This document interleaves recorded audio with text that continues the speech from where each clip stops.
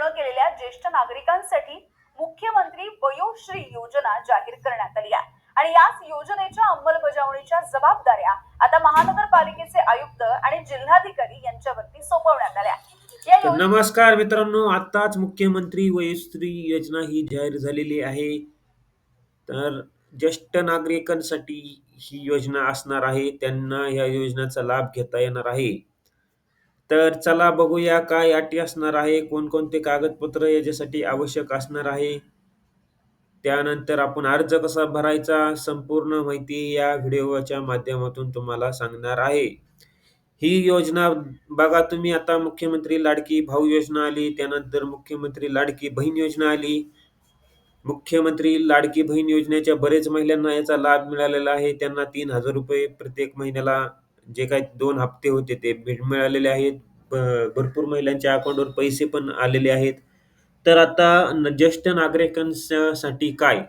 तर ही योजना आता जाहीर झालेली आहे, मुख्यमंत्री वयोश्री योजना.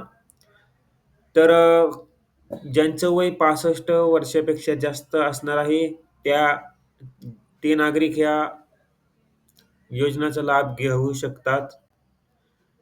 तर काय कागदपत्र असणार आहे?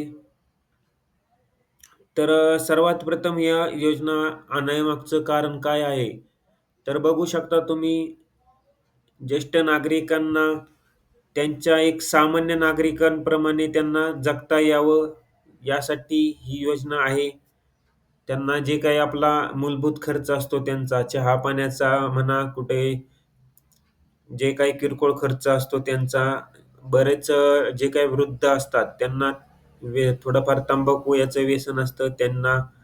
त्यांच्यासाठी त्यांना किरकोळ जे काही पैसे लागत असतात ₹10-20 त्यासाठी किंवा चहा-पाण्यासाठी, नाश्ता-पाण्यासाठी. जर समजा आता तर त्यांना जी काही शासनाची आपली बस सेवा आहे ती फ्रीमध्ये आहे. त्यामुळे त्यांना जर कुठे देवदर्शनाला जायचं असलं तरी त्यांना अगदी फ्रीमध्ये जाता येतं.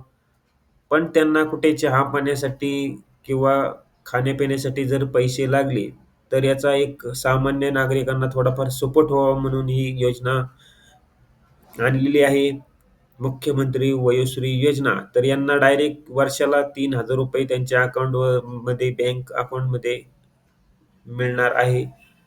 तर चला, यासाठी काय आपण कागदपत्र देणे आवश्यक आहे, अर्ज कुठं करायचा आहे, याची माहिती तुम्हाला सांगणार आहे. तर सर्वात प्रथम वयाची अट ही 65 वर्ष असणार आहे. त्यानंतर तुम्हाला तुमचं जे काही आधार कार्ड आहे, आधार कार्ड, मतदान कार्ड आणि 2 पासपोर्ट साइज तुम्हाला फोटो लागणार आहे. त्यानंतर तुमचं बँक अकाउंट असणं गरजेचं आहे, जेणेकरून त्या बँक अकाउंटमध्ये तुम्हाला पैसे मिळणार आहेत.